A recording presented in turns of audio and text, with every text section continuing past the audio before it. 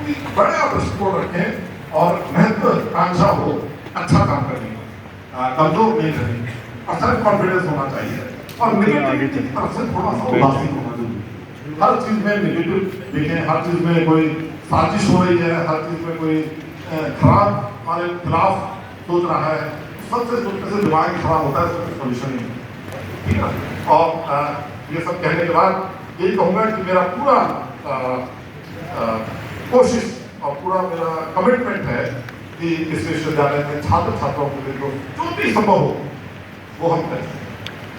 Limitation है, limitation को सामने रखना होगा, लेकिन लिमिटेशन के बावजूद जितना भी संभव होगा वो सब ये हमारा वादा है।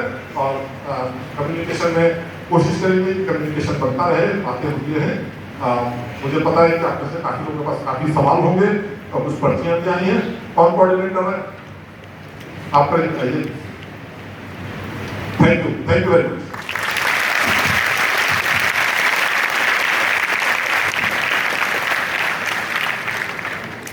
Thank you very much, sir. Our Vice Chancellor, sir, sharing his vision, thoughts for the industry and underlining the need of developing a culture of cooperation and collegiality. He also reiterated the need to have better life and a positive attitude on students too. Sir, with your permission, go ahead to the question answer round. We have a few student moderators. I would request you to come on dais one by one and come Haji and introduce yourself and put in the questions.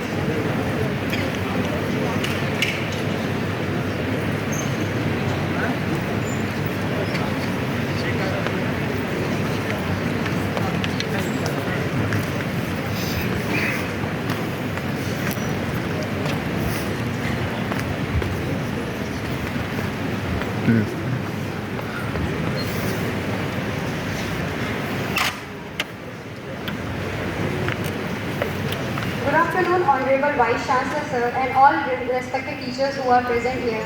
And very good afternoon to my colleagues, and the PhD scholars and PG students of this university. Actually, we are collecting the questions from the students, and so many questions we got, and we selected approx 4 to 5 or approx you can say 10 questions, and many of them sir already answered that. So now we have just 2 or 3 questions. So that's why, sir, this is my question also. As here there are lots of PhD scholars are here, and I also got so many cheats on which they are attended. How we can reduce our stress during PhD? Because we have to concern with lots of things like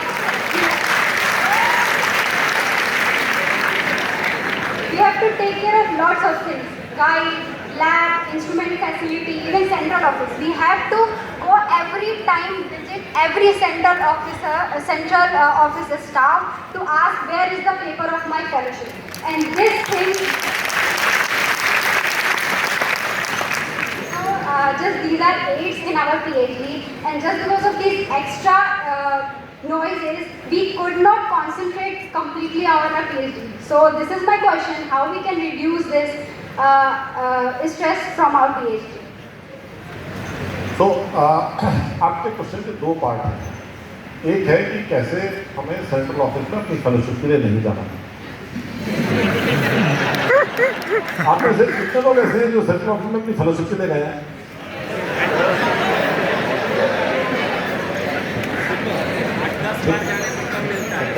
दस बार जाना पड़ता है कम से कम।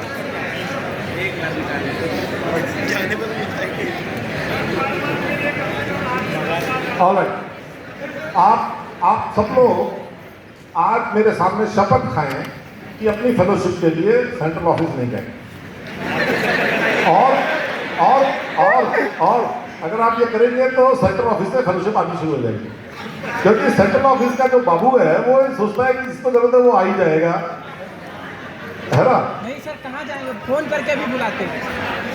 अगर कोई ऐसा करें, ऐसा करें। सर आप भी प्रॉमिस करिए कि बिना गए मिल जाएगा। हाँ, बिल्कुल, ये तो कॉन्ट्रैक्ट है, वन साइडेड नहीं होगा। तो हमारे डीन ऑफ स्टूडेंट बैठे हैं, नीमा साहब, आप एक ईमेल आईडी क्रिएट कर दीजिए phd_fellowship@bhu.ac.in संजय कुमार से जिसकी भी PhD की शिकायत फेलोशिप की है वो phd_fellowship@bhu.ac.in पर शिकायत करें, ठीक। और साहब उसको फॉलो करेंगे और साहब की नहीं सुनेंगे तो मैं करूँगा, ठीक है ना? Okay, yes. मैं नहीं चाहता कि आप में से कोई भी देखिए अगर आपकी फेलोशिप में कोई टेक्निकल प्रॉब्लम है कि आपकी अटेंडेंस नहीं है, आपका सुपरवाइजर ने रिकमेंडेशन नहीं दी, वो तो हमारे कंट्रोल में नहीं। लेकिन अगर आपका केस क्लीन है तो ऐसी कोई रिक्वायरमेंट नहीं है, कोई जरूरत नहीं है कि आप वहाँ पर आए, उसको हम, ठीक है ना? ये बात ठीक है? डील। कल से सेंट्रल ऑफिस बंद। चलो चलो अभी हटी कौन था आपको से Second part, sir. हाँ. We can reduce our CHD stress. How can you reduce your PhD stress? Good question sir. आप में से PhD का स्ट्रेस कितने लोगों के ऊपर है? कईयों के सबके ऊपर है सर। कितने लोग हैं जो PhD कर रहे हैं उनके पास स्ट्रेस नहीं है? जो लोग PhD कर रहे हैं उनके पास स्ट्रेस नहीं है, वो कुछ प्रॉब्लम है, कुछ आपकी असली PhD नहीं है।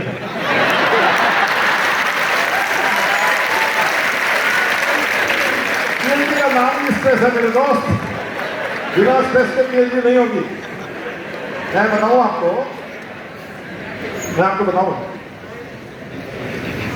मैं 24 साल का था जब मुझे PhD मिली और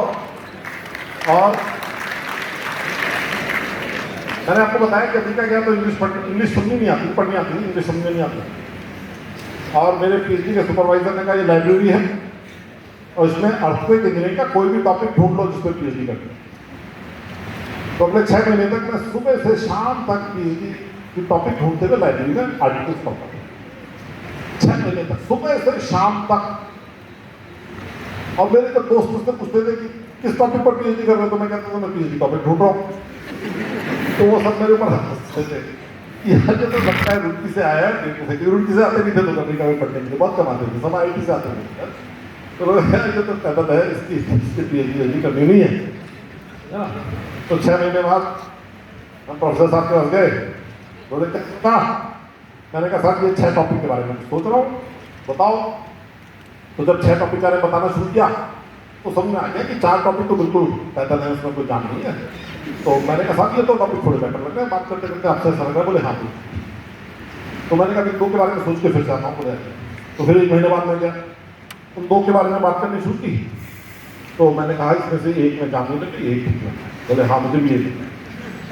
और उसके 1 महीने बाद हमने जाकर के एक राइटअप उनको दे दिया कि हमने कुछ काम किया, इसको देख लीजिए, हम देखेंगे। तो बहुत दिक्कत थे, देखा नहीं उन्होंने। 15 दिन बाद फिर दूसरा राइटअप दे दिया। मैं कहा उसको भी देखना है, इसको भी देखना है। बोले हाँ देख लेंगे, आप काम करो। तीसरा दिया, बोले हाँ देखेंगे। तो इस तरह से 5 राइटअप जब दे दिए और पहला भी राइटअप वापस नहीं आया था।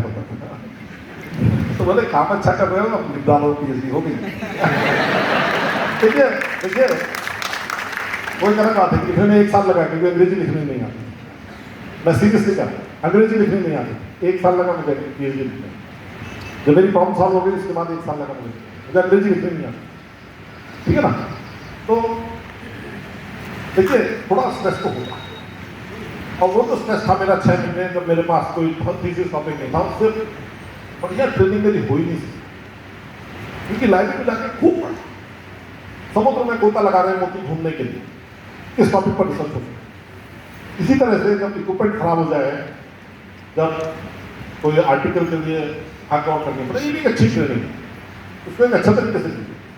और थोड़ा हेल्दी स्ट्रेस होना, अनहेल्दी स्ट्रेस खराब है। इतना स्ट्रेस नहीं होना चाहिए कि आप पैरालाइज हो जाए, काम नहीं कर पाए, नर्वस हो जाए, लेकिन थोड़ा सा दिल में भय तो होना चाहिए कि PhD नहीं होगी तो निकाल दिए जाएंगे, है ना।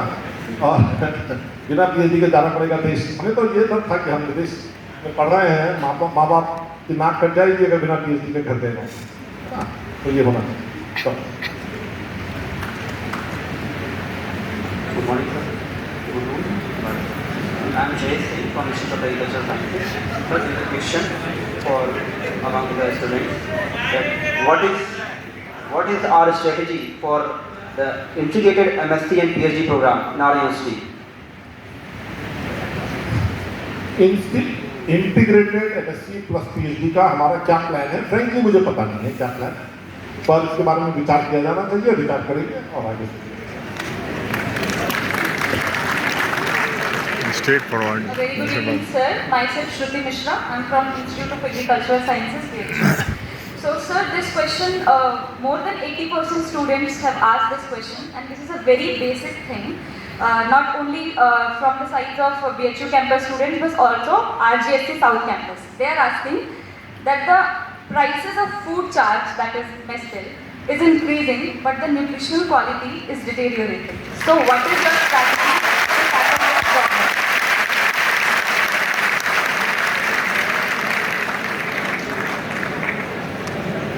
देखिए, हॉस्टल में जो फूड है वो बड़ा सेंसिटिव मामला है, ठीक है ना। जब भी कोई स्टूडेंट हॉस्टल में रहने आता है तो दो चीज़ों से कभी खुश नहीं होता। वो दो चीज़ें क्या हैं? वो दो चीज़ें क्या हैं? खाना और हाँ, एक तो आप समझ गए, फूड, और दूसरी चीज़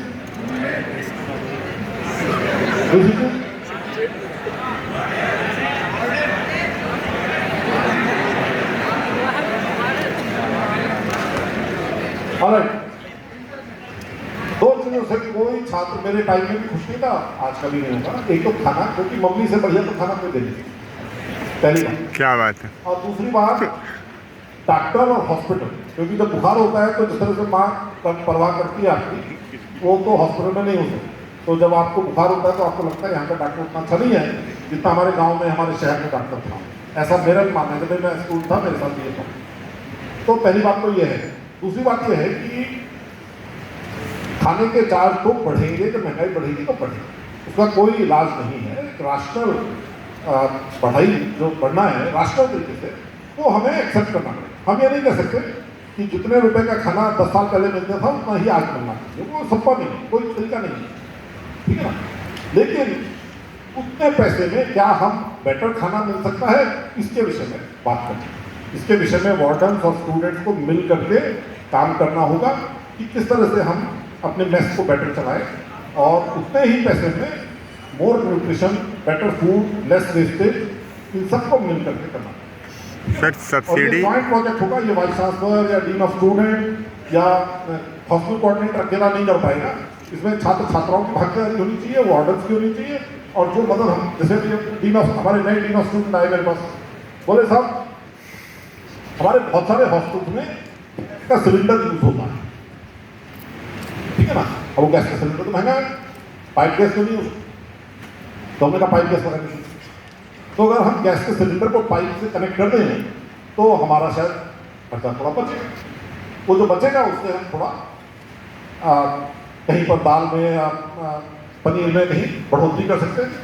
तो इस तरह से हमको देखना होगा कि हमारी एफिशिएंसीज कहाँ पर हैं और उनको हम कैसे लाएं एफिशिएंसीज को। तो इस तरह से कोशिश करनी होगी, सबको मिलकर करनी है, सब साथ में। Thank you, sir. Sir, one more question.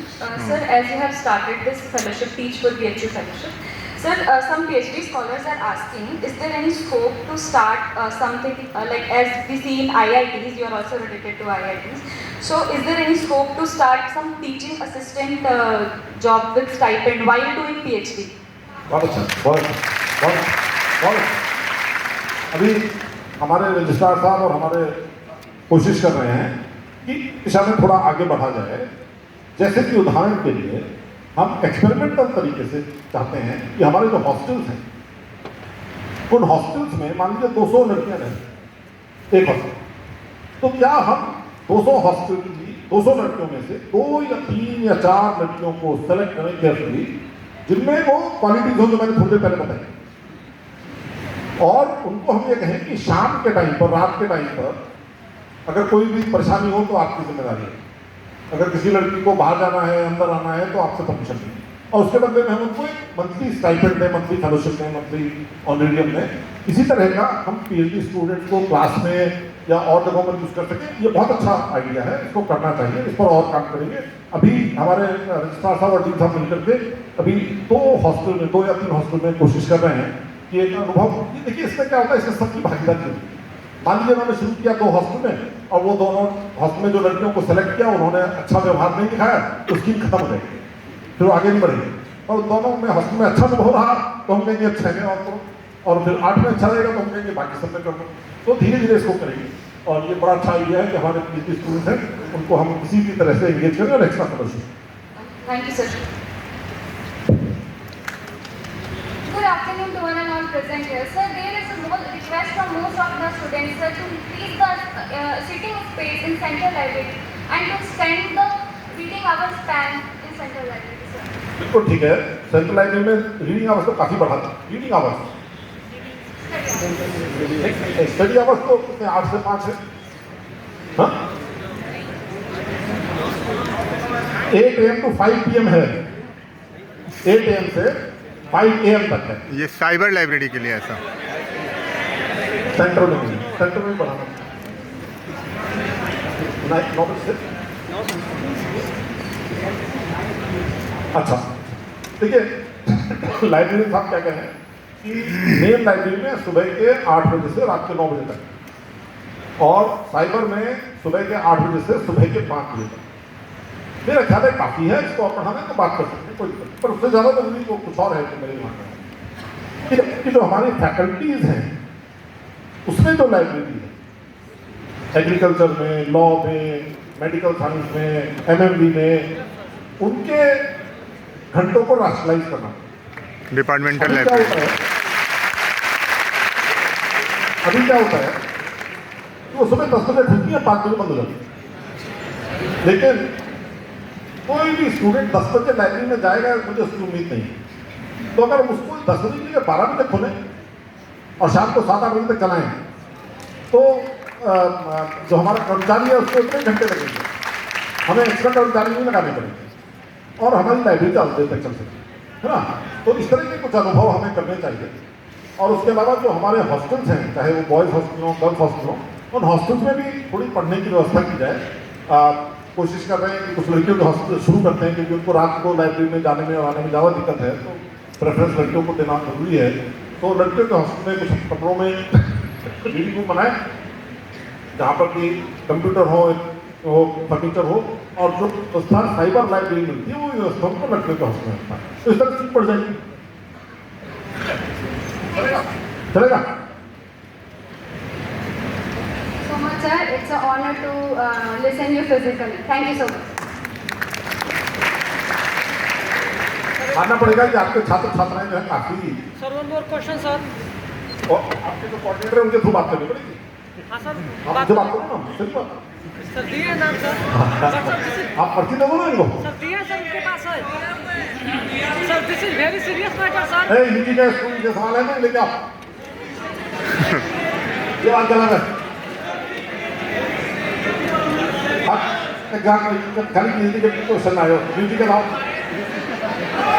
चलो।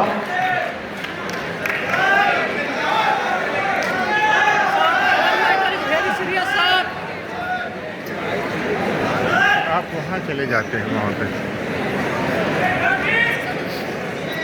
वहाँ पहुँचे डायरेक्ट तो है उसको ज़्यादा दिलचस्पी है, चिंता है वो दूसरी।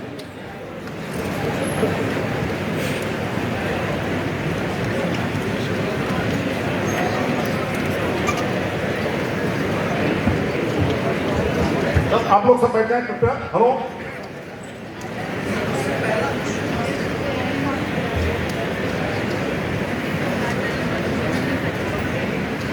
सर ये क्वेश्चन है फ्रॉम सोच छात्र दर्शन एवं धर्म विभाग से। इन्होंने बोला है कि इनका ये क्वेश्चन जरूर पूछा जाए। सो इनका क्वेश्चन है कि सिटी रेजिडेंसी के नवीन भवन को छात्रों के अध्ययन के लिए खोला जाए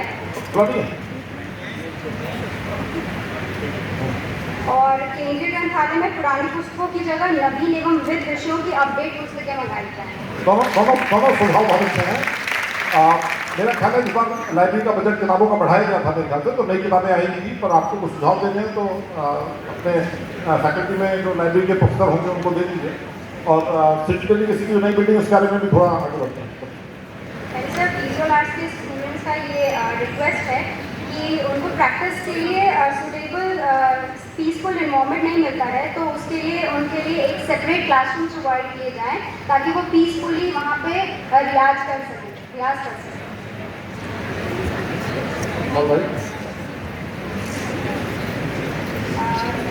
There is a one more question for yoga pursuing students.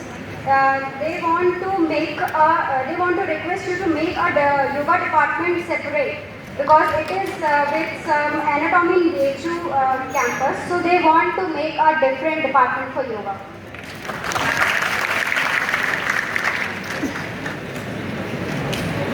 Undergraduate knowledge yoga department तो प्रोफेसर वाला सवाल है।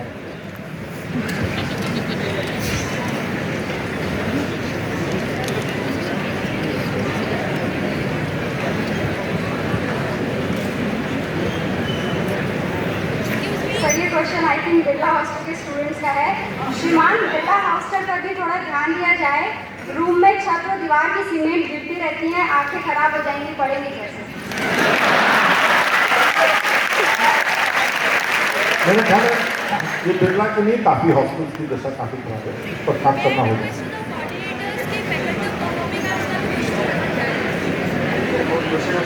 What about students who are blind as well as deaf?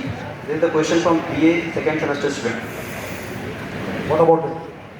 Yes, sir. What is the planning and strategy for blind as well as deaf? I frankly do not know what is the arrangement, but if there is something that needs to be done, we will do it.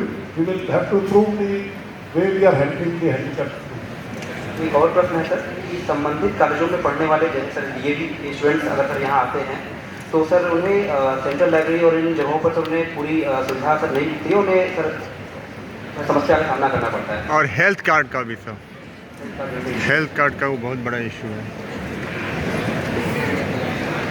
बहुत बड़ा issue है। पता नहीं किसी ने question क्यों नहीं पूछा, वो तो पूछना चाहिए था। एफिलिएटेड कॉलेजेस को सब चीज़ देते हैं। ऐसा करें, ये सारे सवाल जो है ना, ये सब तीनों स्टूडेंट को दीजिए। इसको इसको देख लीजिए, जो इसमें चीज़ें हैं, अच्छे सुझाव आ रहे हैं, उसका ध्यान दिया जाए। चलो जगह thank you so much sir. क्यों Thanks to our student coordinators, Jayesh, Anupati, Komal Tiwari, Shruti. इसी क्रम में मैं छात्र अधिष्ठाता महोदय प्रोफेसर A.K. हिमा से अनुरोध करूँगा कि यहाँ वह धन्यवाद भाषण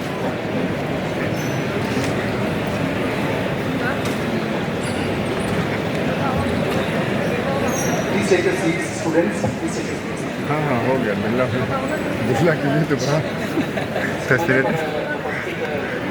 हमारे विश्वविद्यालय के professor S.K. Jain sir, director Arun Kumar Singh sir, director Vikesh sir, registrar छात्रों 2 मिनट और आप लोग बस 2 मिनट के लिए आप और बस उसके बाद आप अपनी हॉस्टल जा सकते हैं।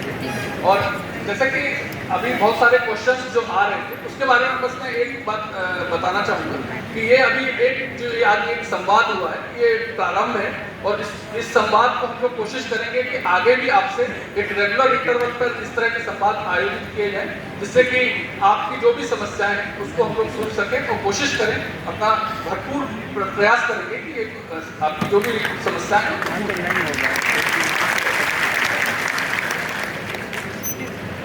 सबसे पहले मैं आज इस संदर्भ में आज के कार्यक्रम के बारे में ये कहना चाहूँगा कि हमारे परिवार के मुखिया प्रोफेसर सुजीत कुमार जैन सर के बारे में। सर, आप अभी सभी छात्र छात्राओं, शिक्षक एवं गैर शिक्षक कर्मचारियों के प्रेरणा स्रोत हैं। आपने कुछ दिन पूर्व ही शिक्षक एवं गैर शिक्षक कर्मचारियों के साथ संवाद किया एवं काशी हिंदू विश्वविद्यालय को विश्व स्तरीय संस्थान बनाने के लिए अपना दृष्टिकोण, आपकी अपेक्षाएं एवं भविष्य के रोड मैप के बारे में हम सबको अवगत करें। आज इसी क्रम में आज इसी श्रृंखला में हमारे छात्र छात्राओं के बीच भी विश्वविद्यालय के बीच में आज इसी श्रृंखला में हमारे छात्र छात्राओं ने, जो कि विश्वविद्यालय का सबसे महत्वपूर्ण अंग है, के साथ संवाद किया। छात्रों, मुझे पूरा विश्वास है कि सभी हमारे शैक्षणिक मुखिया के द्वारा प्रस्तुत आइडिया के बारे में गंभीरतापूर्वक विचार करेंगे। साथ ही मैं ये भी कहना चाहूँगा कि यह संवाद प्रारंभ है, भविष्य में इस तरह के और भी संवाद आयोजित किए जाएंगे। अतः इस मौके पर मैं धन्यवाद देना चाहूँगा हम सभी के प्रेरणा स्रोत काशी हिंदू विश्वविद्यालय के कुलपति प्रोफेसर सुधीर कुमार जैन सर का कि आपने युवा छात्र छात्राओं के साथ जो आज संवाद किया। मुझे विश्वास है कि हम छात्र छात्राओं की सभी समस्याओं का निराकरण करने के लिए लगातार कार्य करेंगे और विश्वविद्यालय में शैक्षणिक एवं अनुसंधान का माहौल बनाएंगे। मैं विश्वविद्यालय के कुलगुरु एवं विख्यात चिकित्सक प्रोफेसर वी.के. शुक्ला सर को आपके मार्गदर्शन और सहयोग के लिए बहुत बहुत धन्यवाद। कुल सचिव काशी हिंदू विश्वविद्यालय प्रोफेसर अरुण कुमार सिंह सर का जो कि को बहुत बहुत धन्यवाद। आपके प्रशासनिक सहयोग की वजह से ही आज का यह कार्यक्रम सफलतापूर्वक आयोजित किया जा सका। धन्यवाद प्रोफेसर अभिमन्यु सिंह साहब का, chief proctor professor Sanjay Kumar, समन्वयक computer centre doctor Rajesh Singh PRO, Chandrashekhar ji APRO, professor Anil Kumar Singh साहब उद्यान विशेषज्ञ, क्योंकि आपके सहयोग के बिना आज का कार्यक्रम सफलतापूर्वक आयोजित नहीं किया जा सकता। सभी संस्थानों के निदेशकगण, संकाय प्रमुख, छात्र सलाहकार, छात्रावास समन्वयक, प्रशासनिक संरक्षक एवं संरक्षकों को भी बहुत बहुत धन्यवाद। आप सभी ने छात्र छात्राओं को आज के कार्यक्रम के लिए भाग लेने के लिए उन्हें प्रेरित किया।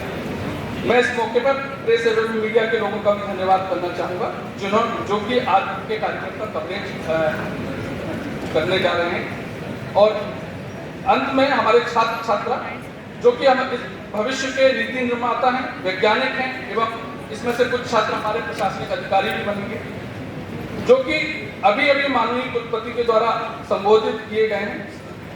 आप सभी से विश्वविद्यालय को बहुत सी अपेक्षाएं हैं। आप सभी विश्वविद्यालय को आगे बढ़ाने में पूरा सहयोग करें। और मैं अंत में आह्वान करना चाहूँगा आप सभी से कि हम सभी मिलकर इस विश्वविद्यालय को नई ऊंचाइयों पर लेके। धन्यवाद।